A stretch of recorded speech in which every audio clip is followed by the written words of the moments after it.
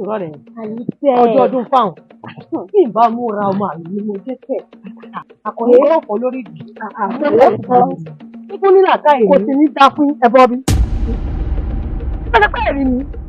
Ẹ ṣe ń kọjá lọ́wọ́ ẹ sọ pé rí mi. Èmi ń ta ni mí. Èmi ń ta ni mí. Ta ni jámọ́. Tí ìyá ọmọ bàbá mi lẹ́yìn. Tí bàtà náà wà kò ní tó ọ̀tẹ̀lẹ̀ mi jáde lẹ́yìn ìgbà. Àlàyé ara rẹ̀. Balógun ni bàbá mi nílẹ̀ ìfà. Nígbà kan, ọmọ balógun lèmi náà. Bẹ́ẹ̀ni bàbá yẹn kò sí ní tà fún ọ. Kò ní tà fún bàbá tẹ̀ náà. Kò ní tà fún bàbá tẹ̀ bẹ́ẹ̀ ni mo sọ. Bí mo fún bàbá mi sílẹ̀ kúlẹ̀ kò kiri. Kémi kúlẹ̀ kí n ṣe. Padà tó lálàá ni. Kí ni ìtara mi rẹ̀? Àpapọ̀ olùsàgbà sílẹ̀.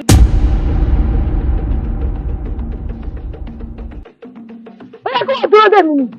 Mo lọlé, fámílì wa.